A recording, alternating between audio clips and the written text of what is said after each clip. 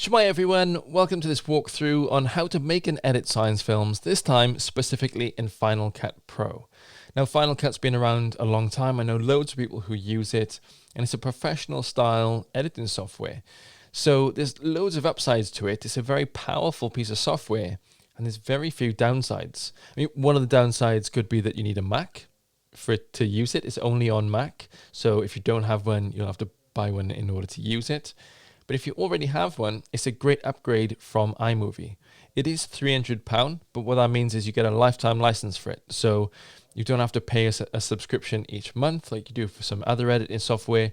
You can just pay that one-off fee and then you've got it forever. So if you think that video editing is something you're going to do for a long time, you're going to need it for a while, then with subscription-based ones, you can quickly get to a point where you surpass £300 and start paying more.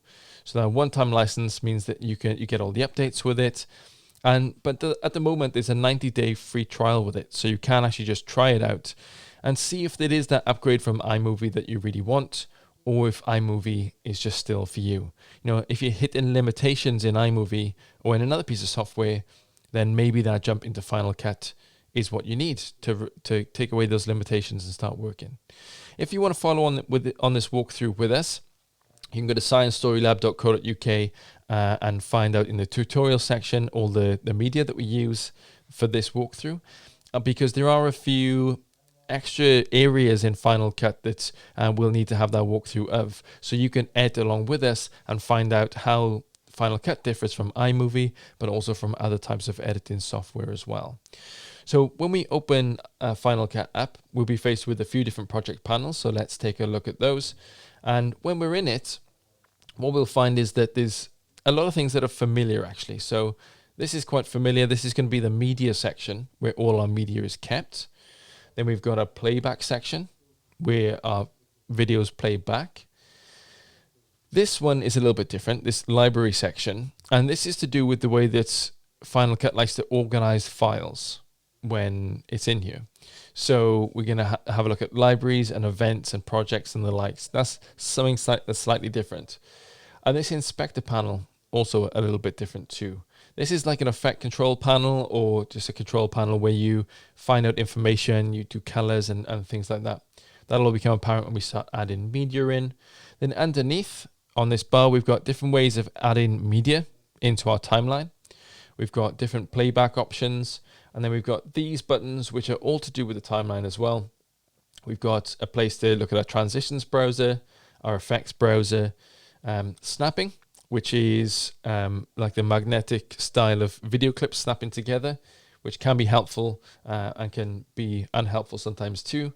Changing the appearance of the clips and the timelines are a really good one, because sometimes you want to see extra stuff in your video clips and you can change them in there. Sometimes you want to see less too. And then different ways of scrubbing through our audio and video. So this one is how to turn on video skimming, which means that when you hold your mouse cursor over a video, it shows you in the playback where it is and what you're actually seeing. So lots of different things. And then our timeline down here is the place where we're going to do the most of the work. It's the place where we want to build our timeline in our film from left to right, from start to finish, from 0 to 60 seconds. We're going to make a film today. So within this now, we want to start opening a library. So the first thing we'll do is come to Open Library. You can go File, Open Library, New, and then Library, or you could just click on Open Library. And this is a little bit different to the way that I normally work. However, it's an organized format of working, which is actually what I really like. So I'm going to hit New, and I'm actually going to call this 2021. This is how I label stuff anyway on my hard drives and the likes. And then hit Save. And that's created a library now in which we're going to make events. So in here we've got this event, which I'm going to rename. We could just have it, because if we'd done a shoot today, then we could have just had this as our event. I'm going to rename this though backwards. It's just the way that I like to put my dates, because on my hard drive, if I label them backwards, the dates, they're actually in order. So 2021, 05, 25, and then Science Story Lab, edit. Okay. Within this now, I want to import some media. One of the ways I can do that is by hitting import media, and it'll bring up this box. And in this box, there's a few different things we need to look at. One of which is the files section, where it says copy to library or leave files in place. I've actually clicked on leave files in place because I don't need Final Cut to be creating a duplicate of my footage that I can work with in the library. What I actually want is to just leave the files in place, because the files that I've put there are going to stay there forever. So if I want to come back to this later, it knows where those files are. It can go back to it. And I think that's why you have a copy to library version, is because you know then it's always in your library. But if you've got a small hard drive that you're working on, then that's actually, you don't want duplicated footage. Another section is the transcoding section. And transcoding is basically creating smaller versions of the files that you can work with easily. So creating optimized media and proxy media. You might hear something called proxies used quite a lot. And all they are is like small versions of the video files that you can work within your software. And then it knows that they're all small proxy files. And then when you export, it uses the large files to export with. So you don't actually lose any quality, but it just means you're not, especially if you've got like big 4K footage and like large file sizes. When you're working in Final Cut or any other software, it can sometimes really find it really difficult to use those. So I'm actually not going to use this media import version. I'm actually going to come over and find in my Finder all these folders. Because I've been a little bit more organized up front, I've got my A-roll, my B-roll, my drone footage, my logos and graphics, and my music all in separate folders. That's just how I work. I like to be organized. And I can't emphasize enough how difficult your life becomes when you are not organized up front. So be organized in the filming section. Be organized then in the ingest or importing section, where you put it onto your hard drive. You know, create folder names, create a good structure. Maybe those folder names are based on your cameras. Maybe you've got a couple of different cameras. Maybe they're based on days. You've got Monday, Tuesday, Wednesday, Thursday. We've got a whole other video on organizing footage, but I'm just saying be organized. It'll make your editing life so much easier. So I'm going to take all of these and I'm going to bring them around. I'm going to put them into our media section. And the thing that this has done then is created a B-roll section where we've got our B-roll at the top with, it's intermingled the drone and the B-roll stuff, which is fine for me. It's all B-roll. It's all that secondary context footage. That's what B-roll is. It's just that context.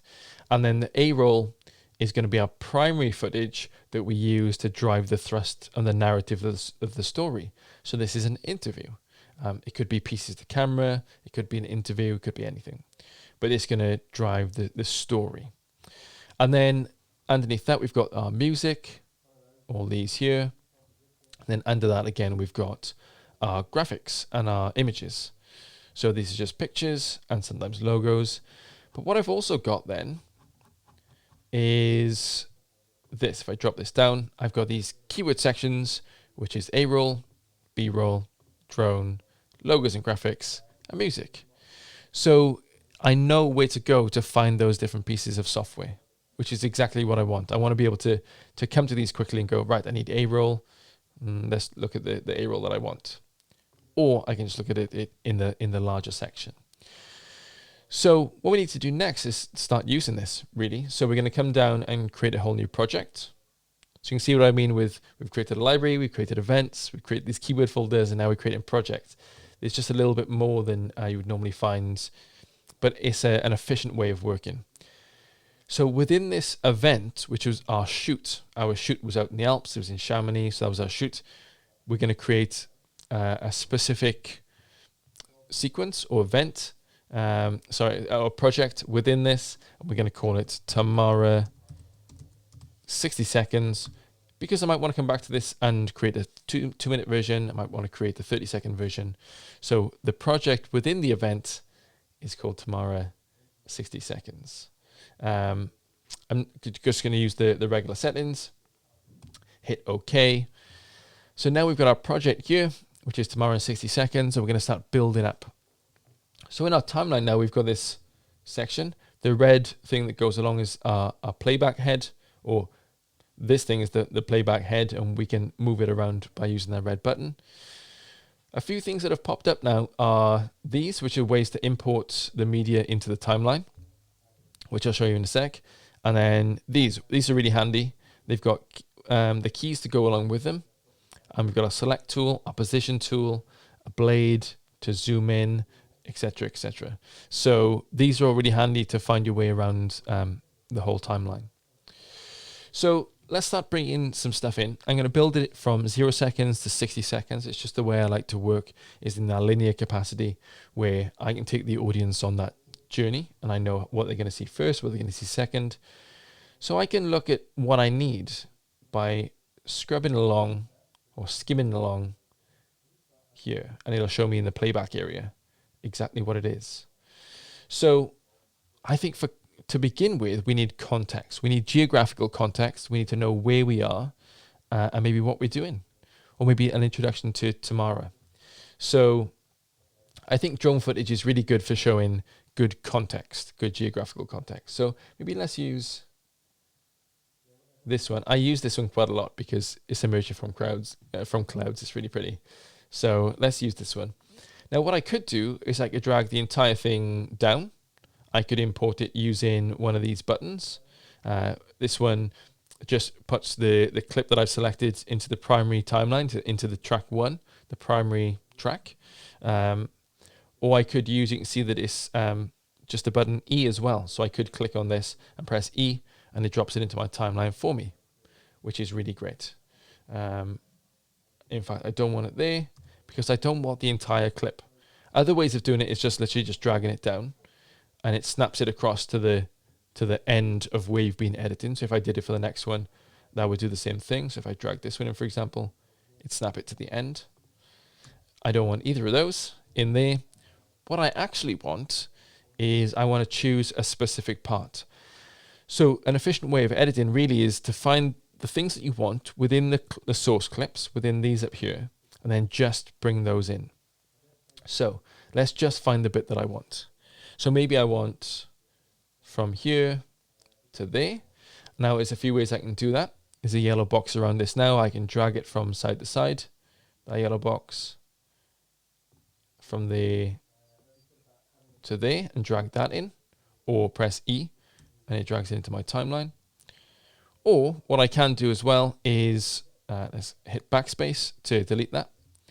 Or what I can do, imagine these, I hadn't used these, is just literally just play it back by hitting spacebar and just watching it.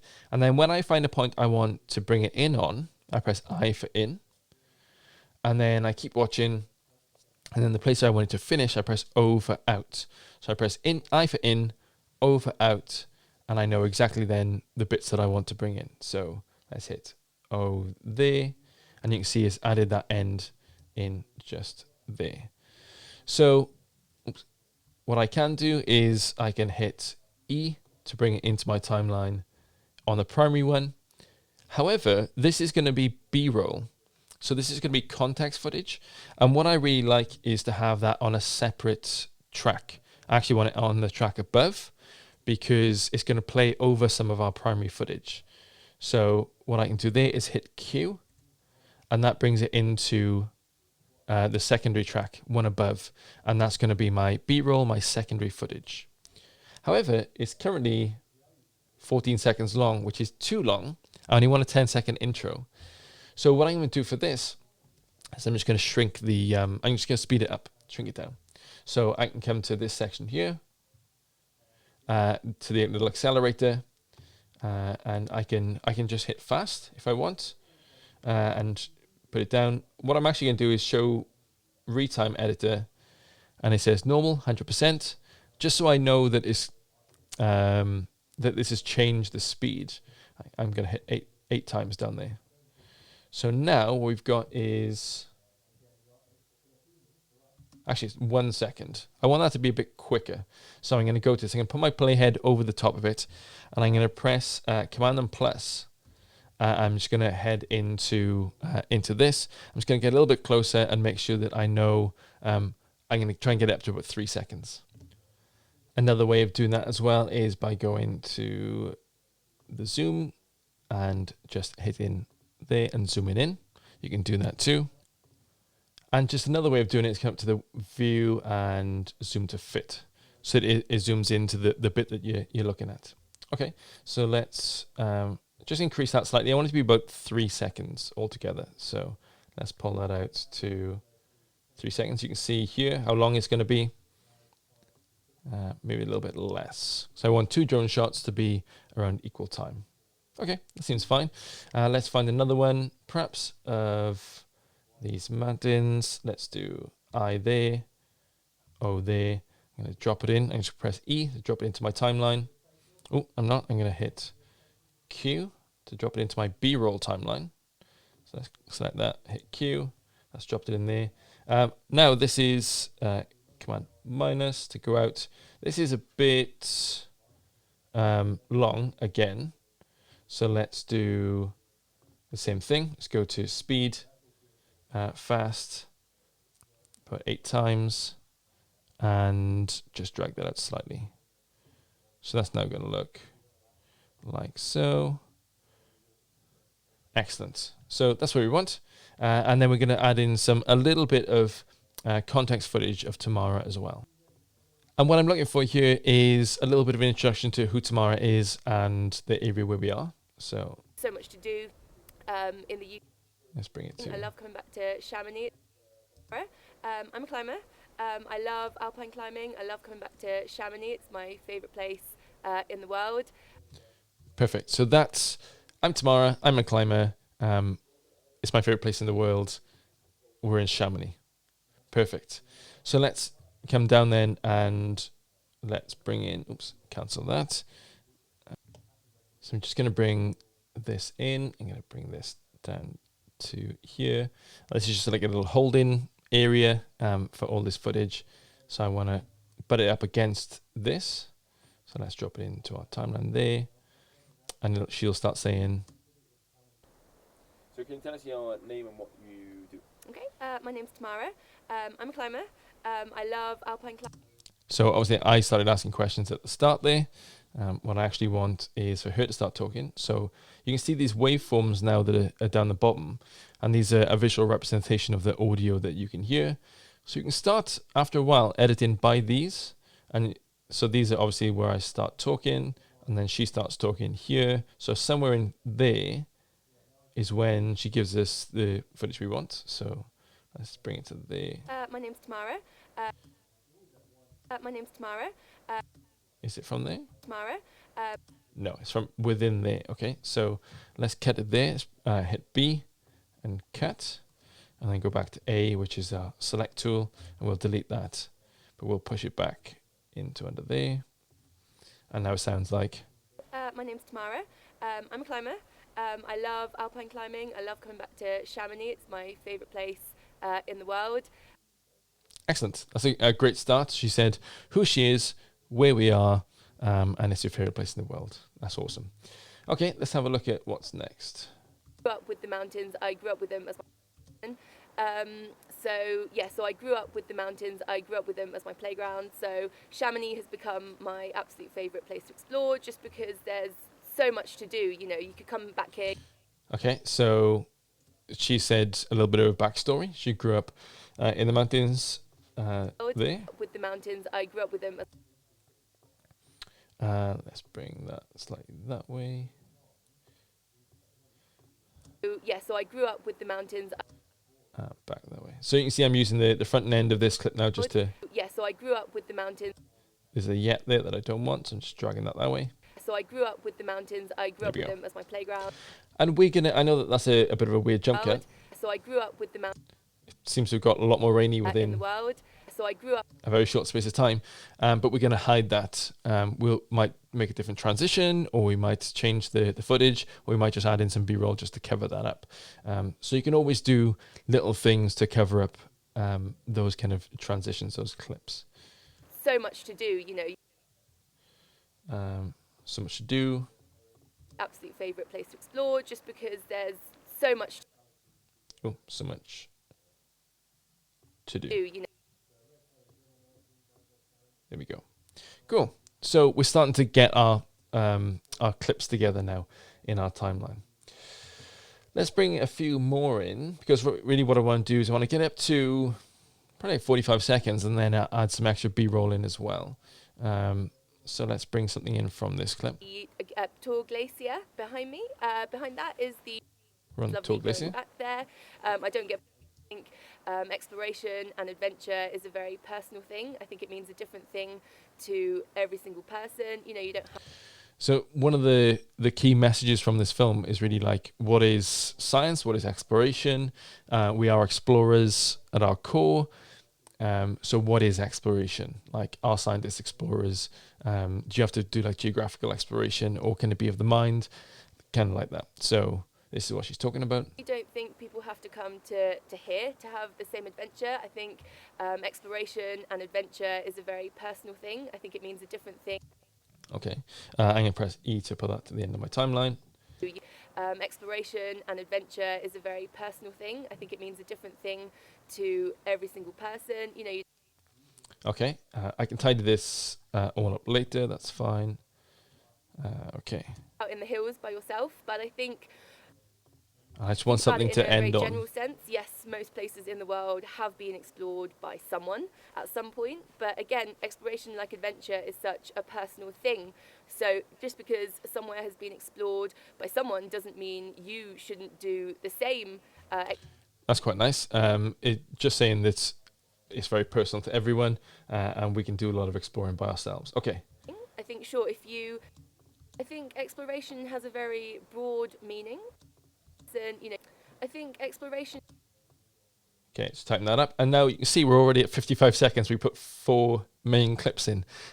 This is just one of the parts of editing. It's like, how do you find that narrative and make sure that you hit that time frame?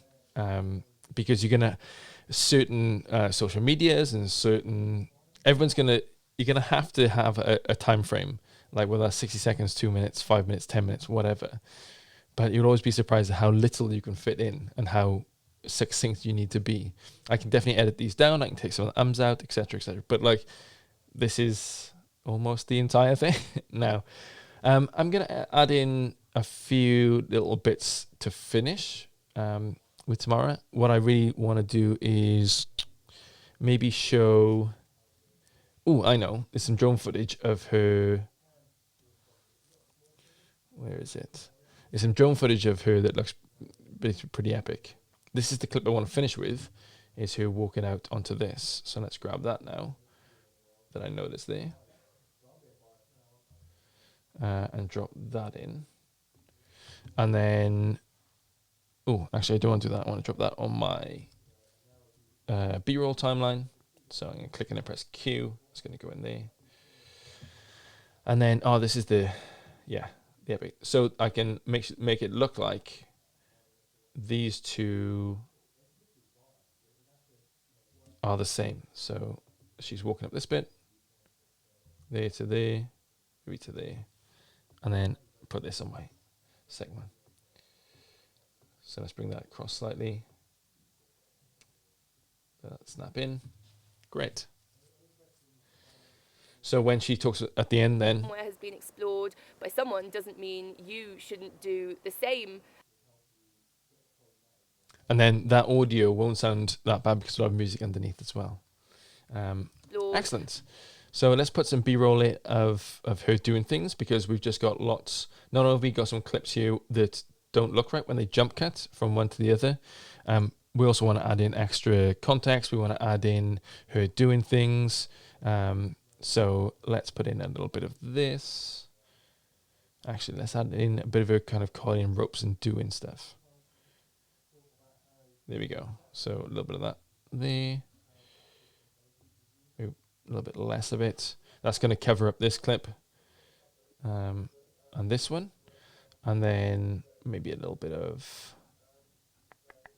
Okay, her walking up here. Her walking up this bit. Let's use... this one. Bit of a cheesy middle distance there.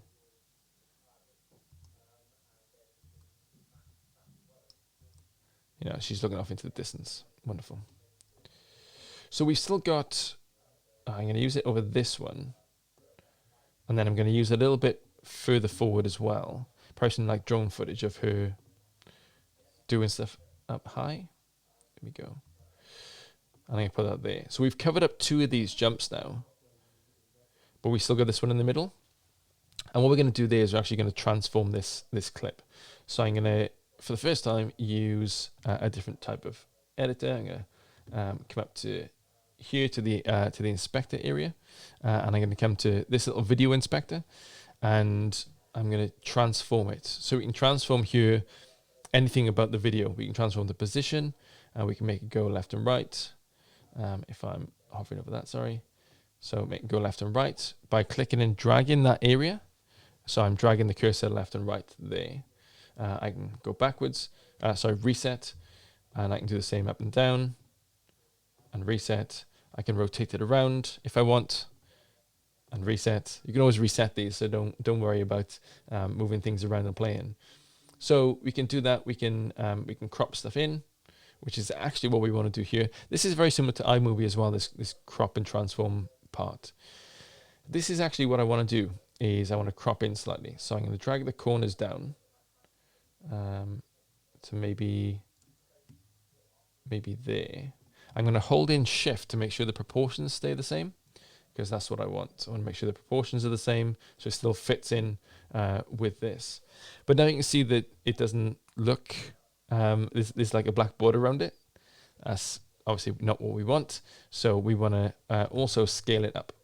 So I'm going to click on that, scale all up, and then change the position again up slightly. So we've just punched in. Now you can't always do this because you lose some resolution when you punch in. But for the majority of stuff, especially for social media and the likes, you can just do that and you kind of get away with it. It's absolutely fine. There's so much to do. Exploration and adventure is a very personal thing, I think. So let's just tighten that up on either side of those. To do exploration. Excellent. So what we're doing is, if you have 2 clips that are kind of similar, then it looks weird. But if you've got 2 that are vastly different, then it looks okay. So you can just punch in and just change that up. Cool. So we've covered these 2 up with B-roll, and the end as well. And then we've covered this one up with just a dramatic punch in. Awesome. So now I think that looks all right. I just want to make sure that the audio is okay throughout this. So a few different ways that we can do that in the audio section. You can come up here and view the audio inspector.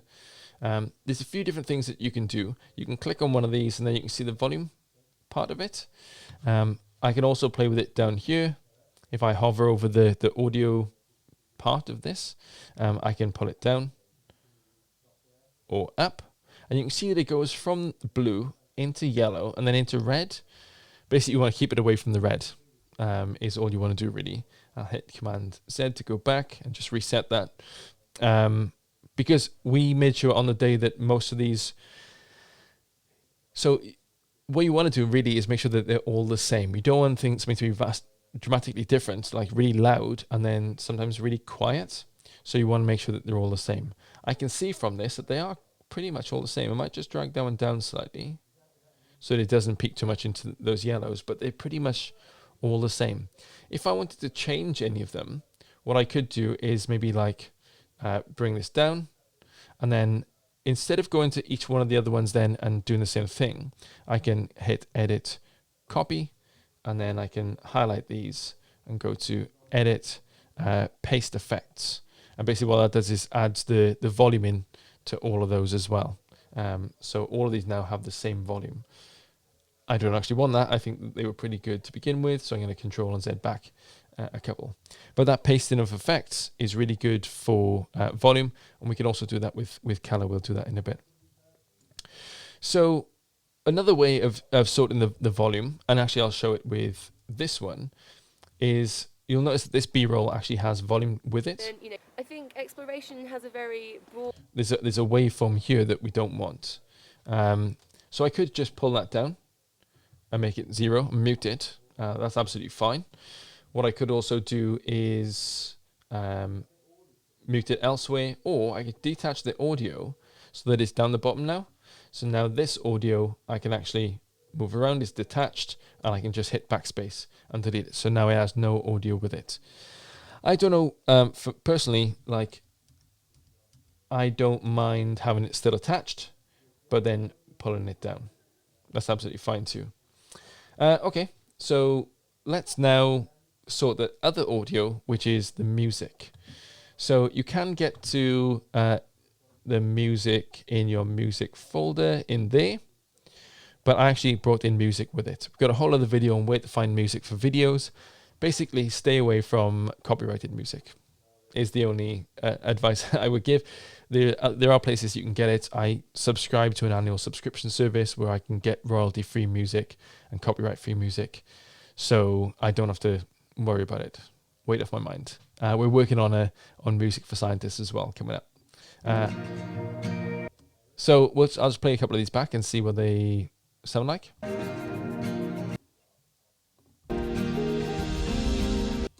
That sounds fine. That's too much. That doesn't suit. It might suit some films. Doesn't suit this one. It's handy seeing the waveforms as well, right? Like you can see that that's different to this one. I think this one's fine. So let's think about bringing this in. I'm going to do the same as I did for the other ones. And a good tip for this is to make sure that you can bring in the front, the intro, and then the outro. And then make sure, so then for a 60-second clip, you've got natural in points and out points. What I mean by that is, if I hit O for an out point there, I'm going to drag that down to the bottom. And this can be my intro. And then while she's talking, maybe like there, and then I'm going to take the outro, which is actually all the way down here. And I'm going to drag that in too. That's a bit much actually. I for in. There we go. It starts to peter out there.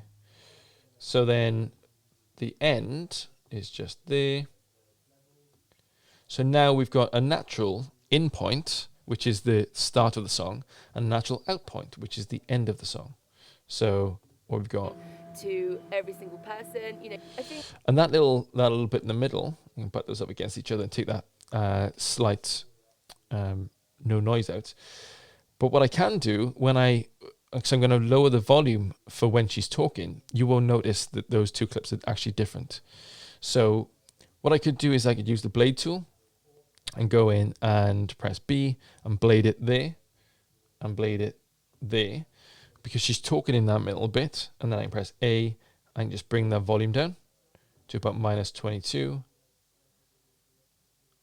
And then when it plays, My name's Tamara. so it goes from My name's Tamara. I'm a climber. and then you got this bit. Thing to every single person, Like you will notice that that's two different clips. You shouldn't do the same.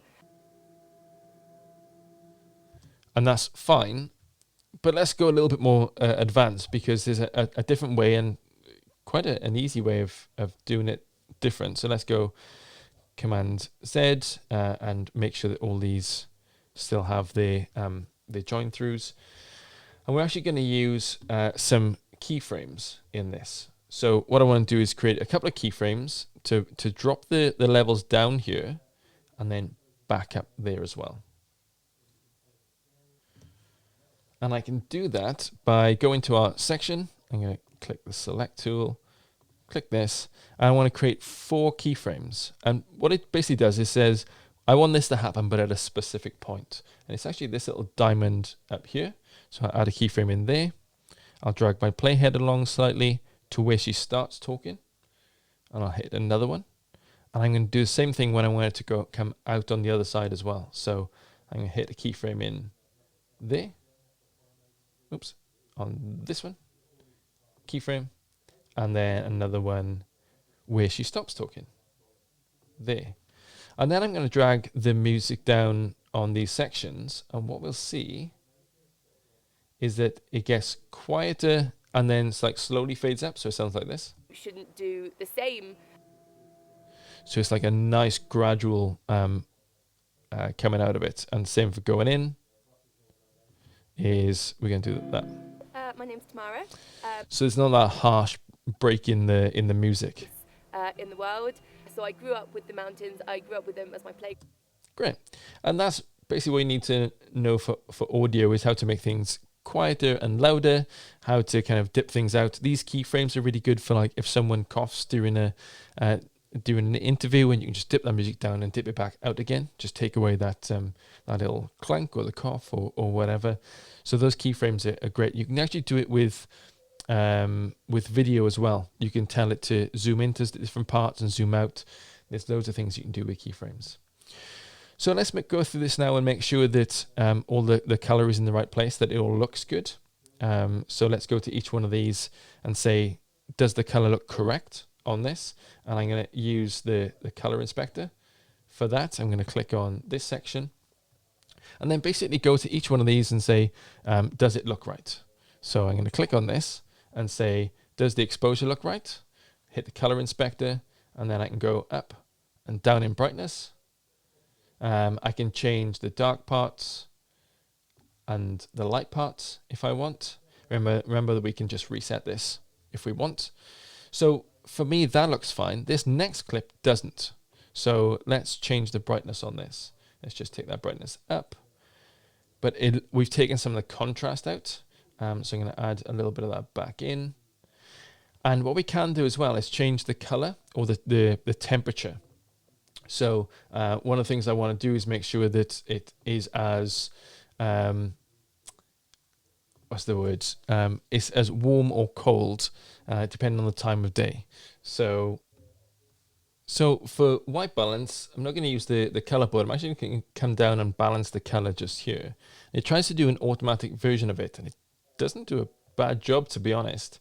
But then I can come back to the inspector and choose white balance if I want, and click it myself then, because I know these glaciers to be white. I can click on that and it does it too. So it's a really good way of kind of choosing what you want your white balance to be in a clip. Okay, so that looks fine to me. This one could do with a similar amount of white balancing. So let's do the same on this. Balance color. Please and thank you. Oh, I need to come back up to this and choose one of these, which makes it, that's actually a little bit too warm, I think. And make it a bit cooler. There we go. That's a bit better. And for this one, I'm going to actually have a go at just color correcting that myself, because I want her skin tones to be right.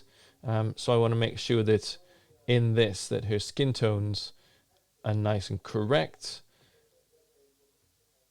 which looks about there. In the saturation, you can increase that saturation and just increase the colors that was there, but we're always looking for it to be around about what it was like on the day. So same for exposure. How bright was it on the day? You can actually increase or decrease the darks here, and then increase and decrease the lights. And then the midtones are just in there too. So I'm just going through this and making sure that they are kind of correct. One thing I can do is click on this one and then maybe bring the highlights down, because the clouds look pretty blown out, and increase the contrast slightly, but bring the exposure up, and then increase the saturation in there too to get those prairie flags pop in their jacket. And then I can go to this and go to edit and copy, and then I can paste, then edit, paste attributes. Paste it. Well, you can do paste effects or paste attributes. If I want specific things, I want the color board onto those. That's great. Paste. And it's done the same then for all of these as well. This one, I just need to increase the exposure slightly. And then I think that's it. So bring that contrast back down. Good. That's a good amount of color correction. If you want to go further into like color grading and things like that, what you can do is take a look at this area where you've got effects, and you can put specific effects onto this board. So if you want to drop on a 50s TV style onto here, you can do that. If you want to drop in, I don't know, some blurriness, or you want to drop in, I don't know, there's loads of different looks that you can have through this. I would personally stay away from most of them, because what you'll end up with is some really kind of cheap looking footage. Some of them can work, but not all of them work. So where we are now is with a good amount of, that's too dark. Let's bring the light up on that. Easy as that. Crop it down, add some more contrast. Brilliant. Now we want to look at a few of the transitions between these, maybe from one to the next. We've covered a lot of these up with just regular, what I would call natural transitions. But what we can do as well is we can add some in. Probably where I'd add some in actually is at the start and the end. So in this area again is transitions. So these are all installed transitions. So you can go from one to the next. For example, we don't want a 360 one. Maybe let's put a band on. And then we go from one to the other.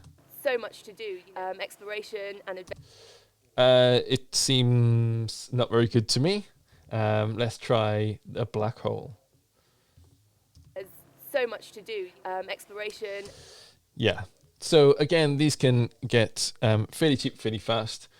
What I would like, though, is at the start and the end, or maybe just the end, is I would like this to fade to black. So let's type in fade, fade to color. Let's drop that in on the end of this. Just on the one, actually. Not that one. Let's put in fade. Not the start, just the end. Excellent. And then what we end up with is, let's delete. Awesome. Delete that one too. So it goes from one to the other, and then it fades to black right at the end. So some of those transitions can be quite helpful, though a lot of them then are quite distracting. So as long as you're not distracting your audience, I think it's absolutely fine. So let's go to now adding in just a few extra little pieces. So we've done transitions, we've done our color, we've done our audio. What I'd really like to do is add in just a little logo at the end, so we can use our graphics for that. So let's go back to the top up here. You might want to add in a logo throughout all of it, which we can definitely do. Let's put it in at the end to begin with. I'm going to go to our logos and graphics here. And for logos and graphics, you want something specific. So if I drag in this one, for example, and pop it in, you can see that there's a problem that you can't see the stuff behind it. So you need, that's a JPEG, which is a regular image file. What you actually need is a PNG file, one with a transparent background to it. So I'm going to delete that. And then I'm going to drag in this one, which I'm pretty sure is a transparent JPEG, PNG file. So I'm going to ask that to go to the end over there. I'm going to make that snap to the end and snap to the start. Perfect. And then what I'm going to do is I'm going to transform this. So I want to go back to this section here, the transform section. I want to scale it down. And I just want to put it then in a different position by dragging this across.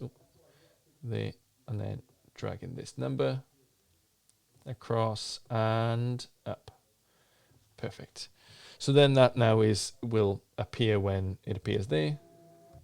I can actually get that to fade in and out as well. I'll get it to fade out because the whole thing fades out. So when it gets to there, she fades out, but the logo stays there. So let's take a quick look at that. So down in this corner, let's go to the transitions and type in fade. And then that's the fade that I want over there. I'm going to pull this across to there and then drop that on the end. Don't want it at the start, just want it at the end. So it fades out with the rest of it. Good. So that's looking a bit better now. Okay, so we've got our introduction, we've got our main narrative, we've got some context, some B-roll shots of her doing things. We've covered up that transition there. That's perfect. And then it finishes with her talking about that, and then it moves into this. We've added logos in, and we've changed the audio, changed the color, and that looks good. Okay, I think what we need now is to export it, to make sure that we put it into the right place. So as with most of these Apple products, there's a little share button at the top right, and that share, you can share the project, event clip, or timeline region. That's it. That. And I want it to go to a master file. You can export it straight to things like YouTube and Facebook, but I want a master file. And, for me, I think I just want to export it as it is. You can change it from like .mov to .mp4 and the likes, but this is a Mac, so I'm just going to leave it. It's 1 minute, 3 seconds, and it shows me there's 526 megabytes as an estimate. I can change these settings and bring that down slightly. And if I want to make sure that it's less, it takes up less space on my computer, I can do that. And I can save it in a specific spot too. So if I do want to get the file size down, what I'll end up doing is going into computer and looking at a faster encode. And maybe I can change the resolution as well from 4K quality down to just regular HD. That'll save me quite a few megabytes as well. So that's 161 megabytes now. That's just there. I'll hit next. And then tomorrow 60 seconds sounds fine, probably on my desktop. I like to share things to my desktop and then share them and then bin them, or share them to my desktop, find specific mistakes that I've made, and then bin them, and then redo it, and then do it again, and then bin them. So normally you'll watch it back and you'll see that there's a few mistakes that you've made. You need to just slightly redo it and export the clip again. So I'd always recommend exporting to desktop first, watching it back, seeing those mistakes, and then redoing it before you upload to YouTube. So I'll save that. And then I do export a final version to the same place where my where all the rushes are, all the video clips, just so I've got it there forever. So I'll hit that. There we go. So that'll start saving to my desktop now. And what we'll find is that with Final Cut, that process is actually quite quick. And to make sure that you are doing it in a way that makes sense and a way that's efficient, really comes from the organizational part of it. So all the stuff that you do up front to begin with, filming in the right order, if you can, like in a linear format, then that's great. But if you can't, then just organizing that footage well is really crucial. So that when you come to the edit process, then when you've ingested that footage, you bring it all in and you make sure it goes to the right place. When you bring it into the edit, it already subdivides it out for you. You know where everything is and you know that it's good footage. If you've accidentally made a bunch of footage that is no use to you, you can just delete it and make sure that it's not in that final edit. So I hope that was a good run through of Final Cut for you. I said, if iMovie does all that you need, there's no real need to move up into Final Cut. If iMovie does everything you need, it's still a great, powerful video editor. But little things like only having 2 tracks on a timeline, for me in iMovie, just means that limitation is still there. So moving up into Final Cut, if you're going to start using it properly, then a Final Cut is a great one for you. We've got other tutorials on sciencestorylab.co.uk, including other bits of software as well. So you can go and have a full walkthrough of that, and then other hints and tips and tricks on story and filmmaking and the likes. So there's lots on there. And if you have any questions, reach out to us and ask those, and then we can make videos specifically for scientists who are making films. We want to encourage more and more scientists to make films like this about the work that they do, because people want to hear about it. But ask us some questions and hopefully we'll be able to help. And happy science filmmaking.